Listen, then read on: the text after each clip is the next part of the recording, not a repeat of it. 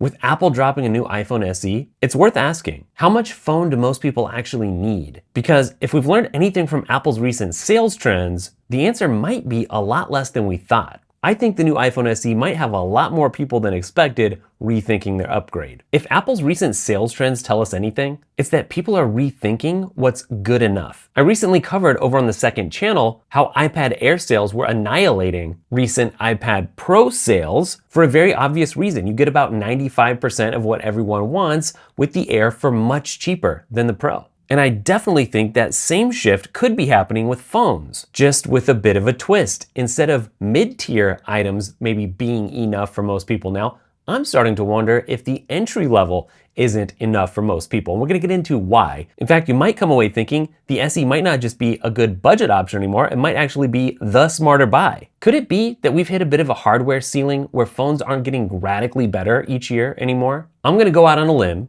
and suggest that your iPhone has been fast enough for years. Cameras, even budget iPhones take incredible photos now. Processors, most people don't push those anywhere near their limit. And when it comes to displays, unless you're doing a side-by-side comparison, most people don't notice a difference. The real shift? Hardware matters a lot less than it used to many people because the cloud and AI are doing a lot of the work these days. The biggest difference between the last iPhone SE launch and this one is not hardware, but AI. And I'm not talking about Apple intelligence, I'm talking about the AI that people are really excited about and using a lot. Because here's the thing, AI is not just another app, it's a power shift. Sometimes you'll see a bigger shift, not from a more powerful processor, but from a more powerful AI tool. For a lot of things that people are gonna wanna accomplish in the future, they're not gonna need a $1,200 device in their pocket, they're just gonna need a $20 a month subscription to the AI app that lets them accomplish whatever it is that they care about. Great example, Replete's iPhone app lets you build full-blown apps so you can bring anything you can imagine to life without knowing coding, regardless of your iPhone processor. We're shifting into this new era where the power isn't in the phone itself,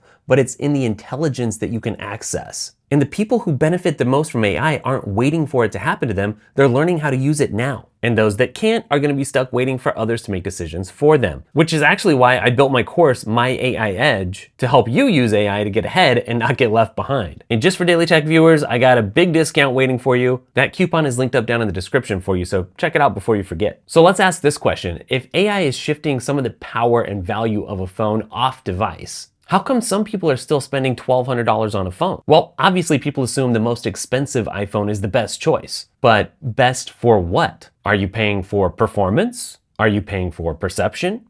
Now, some people actually do need a Pro model, but for most people, it's just become a habit. But let's also ask then why people hesitate to get something like an iPhone SE. Because the truth is, most people don't even consider the SE, not because of its capabilities, but because of its image. Maybe we're just wired to think cheaper means worse. I mean, it's true, Apple deliberately gives the SE an older design, which does make it feel more outdated than it is. But functionally, it's always far more capable than it looks. So let's just break it down. Who should consider buying an iPhone SE? If any of this sounds like you, you're probably a great fit. If you don't care about high refresh rate displays or extra cameras, and if you mostly use messaging, browsing, streaming, and other AI apps or tools, then the iPhone SE actually might be pretty great for you.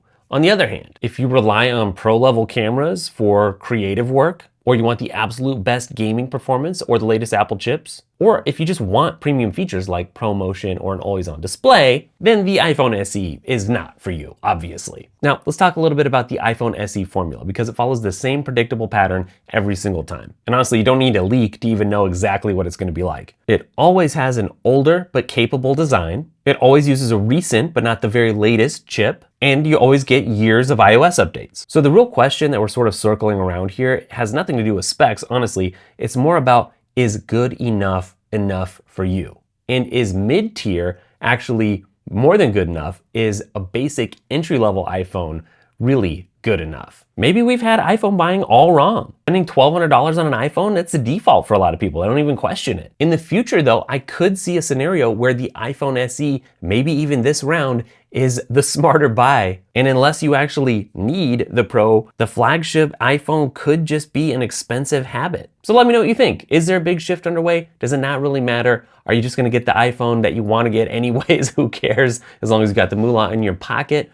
Don't forget to check out the course, My AI Edge. It is way on sale. I'm not gonna tell you, just check the link down below, see if you're delighted by that coupon, and I'll catch you in the next video or over on the second channel, because we've got a lot of content over there too. Later.